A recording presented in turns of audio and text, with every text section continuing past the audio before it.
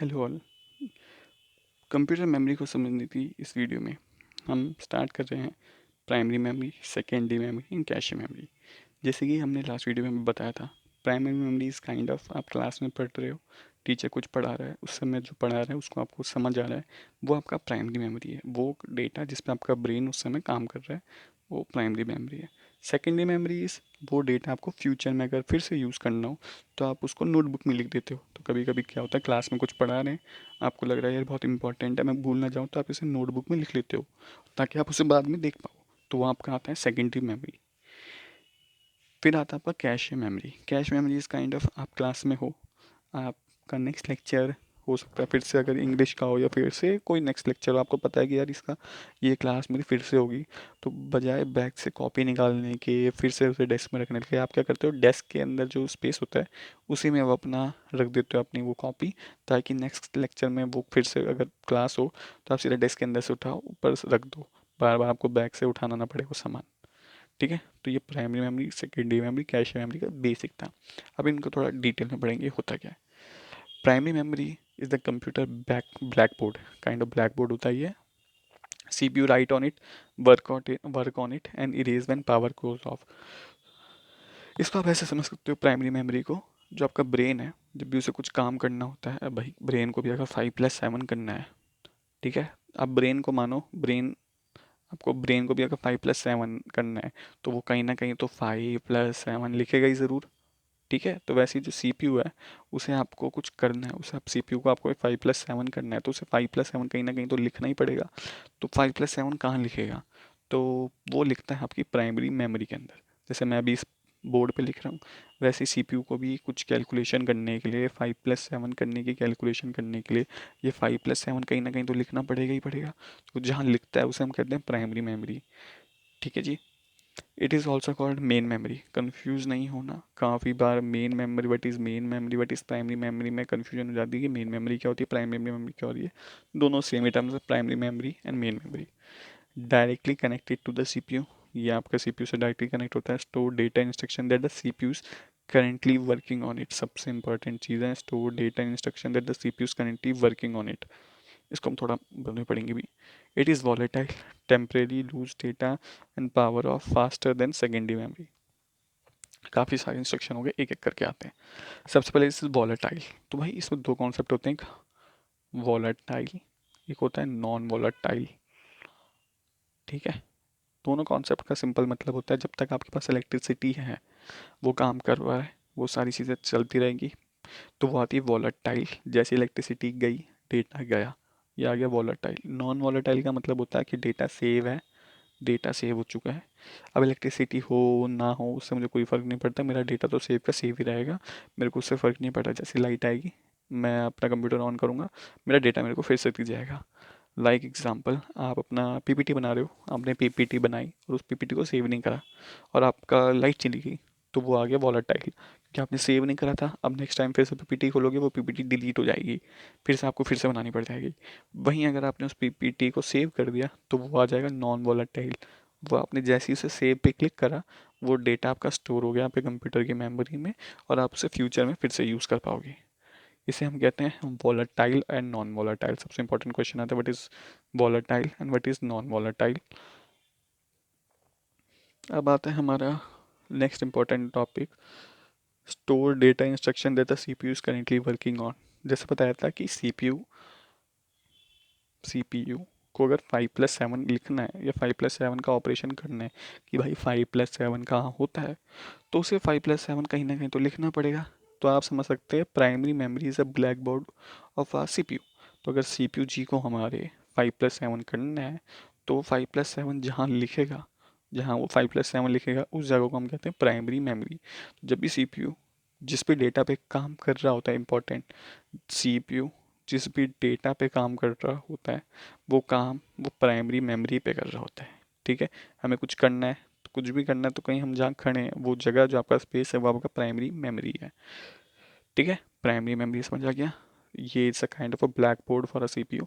CPU जो भी operation करता है, store data instruction that the CPU is currently working on, जो भी सीपीयू काम कर रहा है वो सारा काम प्राइमरी मेमोरी पे होता है। जितनी भी आप कैलकुलेशन करते हो, जितना भी ऑपरेशन करते हो, वो सब प्राइमरी मेमोरी के ऊपर करते हो।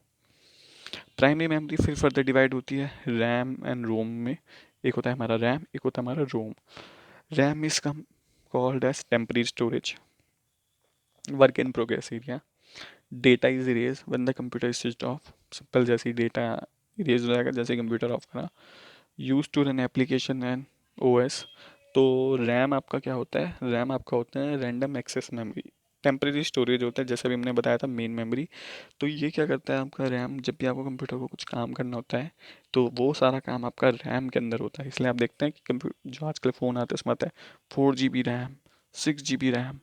तो ये बेसिकली कुछ नहीं है, ये बता रहा है जैसे ब्लैक बोर्ड, जैसे हमने बात करी थी ये ब्लैक बोर्ड, ये ब्लैक बोर्ड का साइज़ बता रहा है कि भाई हमारा ब्लैक बोर्ड इतना बड़ा है, तो इतना बड़ा स्पेस है हमारे पास, हम आपके सीपीयू को काम करने के लिए 5+1 6+3+2 इतने सारे ऑपरेशन उस बड़े से ब्लैक बोर्ड में कर पाएगा।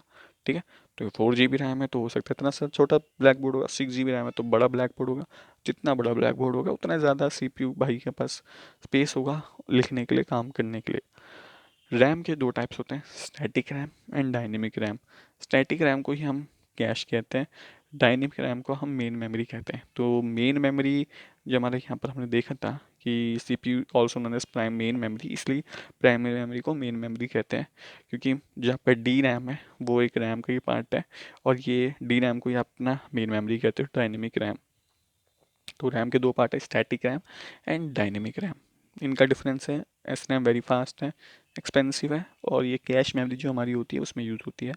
डी रैम जो है आपका स्लोअर है compare to S RAM, static RAM सस्ती आती है और यूज इन मेन मेमोरी। तो ये जो आप ब्लैक बोर्ड देख रहे थे यही आपका ये डी रैम है, एक्चुअल में डी रैम है। ठीक है जी। तो एस रैम का भी जो एक्चुअल में एस रैम है वो ये डी रैम है, जो आपका ये ब्लैक बोर्ड है उसको हम डी रैम कहते हैं। ठीक है जी। नेक्स्ट आपका आता है रोम, रीड ओनली मेमोरी। नाम से समझ आ रहा है भाई, रीड ओनली मेमोरी, सिर्फ रीड करो memory. Store instruction don't change even power is off data stay safe. Use to store firmware booting instruction. अब ये होता क्या है, अब मान के चलो आप कोई रजिस्टर लेते हो, सपोज आपने क्लासमेट का रजिस्टर लिया। ठीक है, क्लासमेट के जो रजिस्टर है उसमें एक फ्रंट पेज होगा जो फ्रंट कवर होगा, उसमें आपने देखा क्लासमेट की एडवर्टाइजमेंट होती है कि हम ये करते हैं या हम ये करते हैं। तो उसमें फर्स्ट जो आपका फ्रंट कवर होता है उसमें क्लासमेट का, जब कोई भी रजिस्टर का कवर, तो फ्रंट में एडवर्टाइजमेंट होती है, बेसिक आपको कुछ बताया जाता है। सिमिलरली वैसे ही जो कंप्यूटर्स होते हैं उसके अंदर कुछ बेसिक प्रोग्राम्स होते हैं, बूटिंग फर्मवेयर। ये क्या होता है, फर्मवेयर क्या होते हैं, इनके अंदर के बूटिंग इंस्ट्रक्शन लिखे होते हैं। बूटिंग मतलब जब कंप्यूटर को आप क्लिक करते हो, ऑन करते हो, तब जैसे आपने कंप्यूटर को ऑन करा क्या क्या होना चाहिए, सारी सिस्टम चेक होना चाहिए, सारे भाई कीबोर्ड मॉनिटर सब जुड़े तो हैं, कहीं ऐसा तो नहीं है कोई रात को कोई मॉनिटर चोरी करके भाग गया, कोई माउस लेके भाग गया, कोई मॉनिटर मेरे पता ही नहीं कि कौन सा डिवाइस है कौन सा डिवाइस नहीं है। तो सारी चीज़ें चेक करना है, सब कुछ है अच्छे से इंटैक्ट है, कोई कोई हार्डवेयर में डिलीट तो नहीं होगा, हार्डवेयर में किसी ने उठा तो नहीं दिया, ये सारी चीज़ें हमारा चेक करना रोम की जिम्मेदारी होती है फर्मवेयर की। इसमें बूटिंग इंस्ट्रक्शन हम डिटेल में पढ़ेंगे। अभी के लिए तो आप रोम को समझ सकते हो, काइंड ऑफ आपका जो रजिस्टर का गत्ता होता है फ्रंट पेज जो कंपनी से आता है जिसके अंदर बेसिक इंस्ट्रक्शन लिखी रहती हैं, वैसे ही रोम के अंदर जो आप लैपटॉप खरीदते हो इंस्ट्रक्शन पहले से लिखी लिखी लिखी आती हैं। जिसने भी कंप्यूटर मैन्युफैक्चर है उसका बेसिक इंस्ट्रक्शन लिखी रहती है कि कंप्यूटर कैसे ऑन करना है, जब कंप्यूटर ऑन होगा तो कैसे कैसे ऑन होगा, क्या क्या टेस्ट करने हैं, ये सारी चीज़ें हम रोम के अंदर देखते हैं। रोम के टाइप्स होते हैं P ROM, E P ROM, E P ROM. पहला होता है P ROM, programmable once can't be change. ये काइंड ऑफ समझ सकते हो कि भाई वो जो रजिस्टर आता है उसमें आपने खरीदा और वो रजिस्टर में आप कुछ चेंज नहीं कर सकते, वो जैसे बन गया है बन गया, एक बार बन गया तो बन गया। EPROM can be erase with UV light and reprogram.